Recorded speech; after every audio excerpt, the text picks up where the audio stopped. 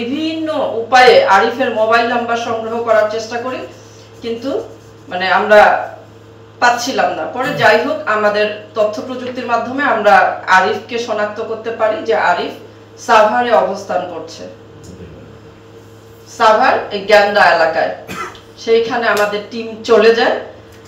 ও ওখানে গিয়ে রাজমিস্ত্রির কাজ করছিল। রাজমিস্ত্রির কাজ করার জন্য বাসা থেকে সকালবেলা বের হয়ে যায়। সে যখন বাসায় সন্ধ্যার সময় ফিরে আসে, তখন আমরা রাতে অভিযান পরিচালনা করে আরিফকে গ্রেপ্তার করি। গ্রেপ্তার করে নিয়ে এসে আমরা রাতে জিজ্ঞাসাবাদ করি। আরিফ ঘটনাটি স্বীকার করে যে সে এই হত্যাকাণ্ডের সাথে জড়িত।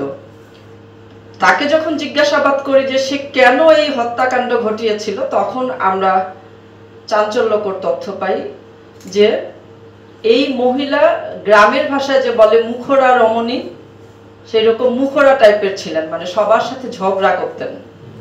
তার অত্যন্ত খারাপ ভাষায় উনি মানে সবার সাথে ঝগড়া করতেন। তো আরিফ ওই দিন সন্ধ্যাবেলা, যেহেতু তার প্রতিবেশী তার বাড়ির পাশ দিয়ে যাচ্ছিল, এই মহিলা গায়ে পড়ে তাকে অনেক উল্টাপাল্টা কথা বলে। সে প্রায় এরকম অকথ্য ভাষায় গালিগালাজ করে, এবং যেহেতু প্রতিবেশী তাদের মধ্যে এটা সব সময় হতো। এবং আরিফ এই মহিলার বাড়ি থেকে টিউবওয়েলের থেকে পানিও নিত। তো এইগুলো নিয়ে সবসময় ওদের সাথে ঝগড়া লেগেই ছিল ওই মহিলার সাথে। তো সেই দিন সন্ধ্যায় অতিরিক্ত মাত্রায় যখন তাকে অকথ্য ভাষায় গালিগালাজ করে, সেও পারিবারিক অশান্তিতে ছিল, তার ওয়াইফের সাথে তার সম্পর্ক হয়তো ভালো ছিল না। সে উত্তেজিত হয়ে ওই মহিলাকে একটা থাপ্পড় দেয় গালের মধ্যে। থাপ্পড় দিলে ও সালমা পাল্টা আক্রমণ করে আরিফের উপর।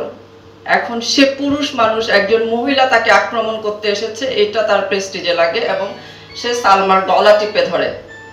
গলা টিপে ধরে সালমাকে মাটিতে ফেলে দেয়, এবং এক সময় সালমার মুখ পর্যন্ত চেপে ধরে এক হাত দিয়ে। এই নিঃশ্বাস বন্ধ হয়ে গলা টিপে যখন সালমা অবশ হয়ে যায় সালমার শরীর, তখন সে বুঝতে পারে যে সালমা মারা গেছে। এই সালমা মারা গিয়েছে এইটা বুঝতে পারার পর সে তখন বুঝতে পারে যে এটা আমার দ্বারা কি হয়ে গেল। আমি তো এটা মানে সম্ভবত সে হত্যাকাণ্ডের উদ্দেশ্যে তাকে ফেলেনি। তারপরে যখন ঘটনাটি ঘটে গিয়েছে, তখন সে এইটাকে চাপা দেওয়ার জন্য ওই ডিসিস্টেরই ওড়না দিয়ে গাছের সাথে ঝুলিয়ে দেয়, যে সবাই যেন ধরে নেয় যে এটা একটি আত্মহত্যা।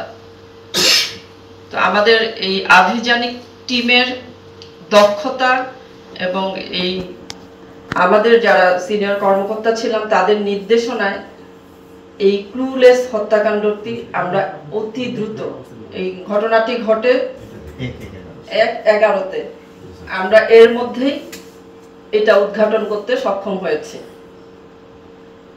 এবং আসামিকে আমরা যখন আজকে কোর্টে আদালতে প্রেরণ করি, বিজ্ঞ আদালতে, এই সে 164 ফৌজদারি কার্যবিধির 164 ধারায় জবানবন্দি দেয় যে সে নিজেই হত্যাকাণ্ডটি ঘটিয়েছে।